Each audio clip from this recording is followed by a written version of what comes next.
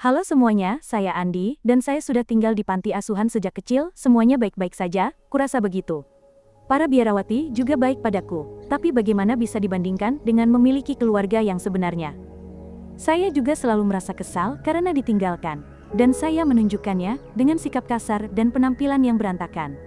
Meskipun suasana hati saya tidak menentu, saya tetap bisa berteman dengan beberapa orang. Tapi kemudian satu persatu, saya harus melihat mereka diadopsi oleh keluarga, sementara saya tetap terjebak di sini. Ada seorang gadis bernama Siti. Kami berdua adalah satu-satunya yang masih terjebak di sini hingga usia remaja.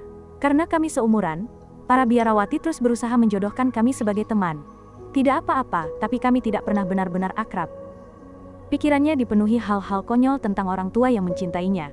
Dan suatu hari nanti mereka akan datang menyelamatkannya. Dia terus memegang erat gelang berbandul bunga yang konon ditinggalkan orang tuanya. Ketika gelangnya terlalu sempit, dia bahkan meminta para biarawati untuk mengubahnya menjadi kalung.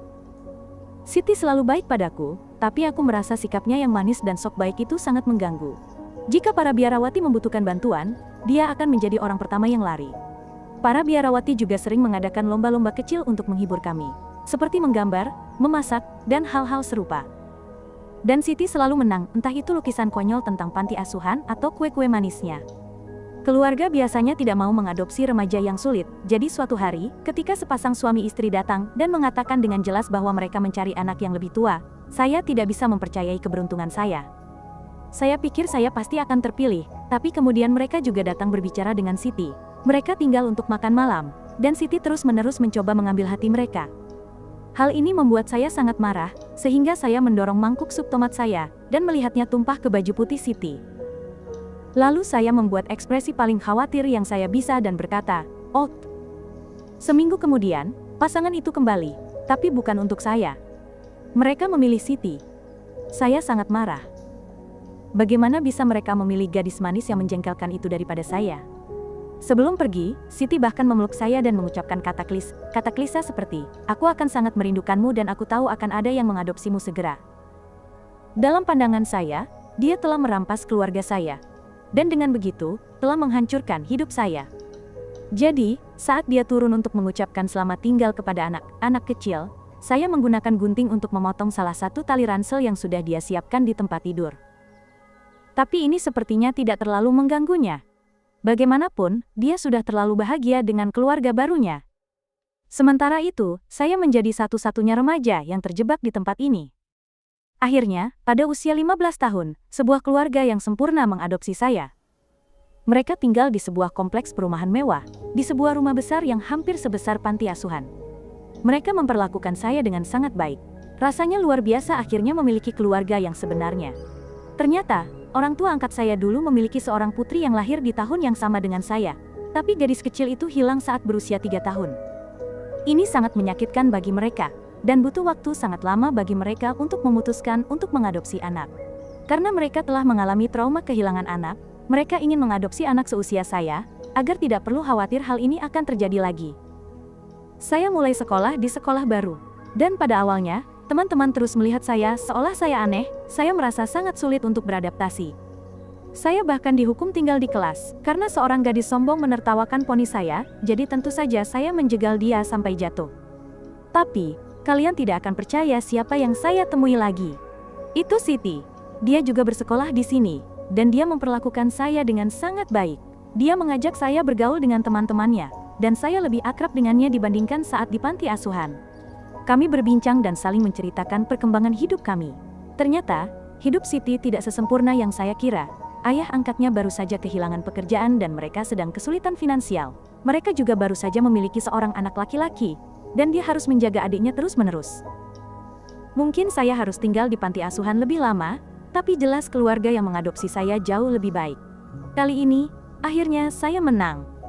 Saya punya keluarga yang luar biasa, dan teman-teman yang sangat baik. Untuk pertama kalinya dalam hidup baru ini benar-benar indah. Beberapa tahun berlalu begitu saja. Akhirnya saya merasa menjadi remaja normal, dengan keluarga dan teman-teman yang normal. Kemudian suatu malam, saya terbangun di tengah malam untuk ke kamar mandi, dan melihat ibu duduk sendirian di balkon minum anggur, memeriksa sebuah kotak berisi barang-barang lama. Ternyata, hari itu adalah ulang tahun putri mereka yang hilang.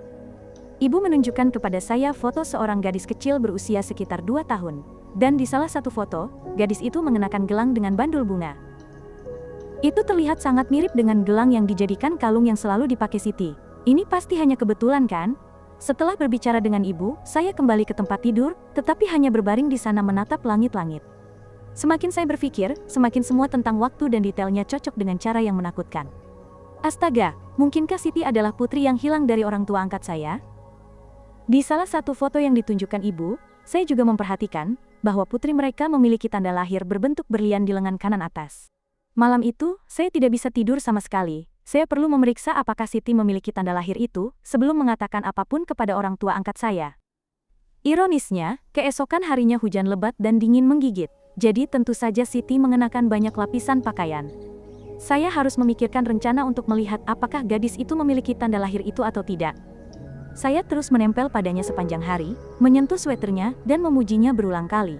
Kemudian saya bertanya, apakah saya boleh meminjamnya untuk dicoba sebentar, karena saya juga ingin membeli yang persis sama. Dia sedikit ragu karena cuaca dingin, tapi saya terus membujuknya sampai dia menyerah, dan kami pergi ke kamar mandi. Saat dia sedang berganti pakaian, saya harus memanjat kloset di kamar sebelah untuk mengintip. Dan coba tebak, Siti memiliki tanda lahir berbentuk berlian yang persis sama di lengan kanan atasnya. Apa yang harus saya lakukan sekarang?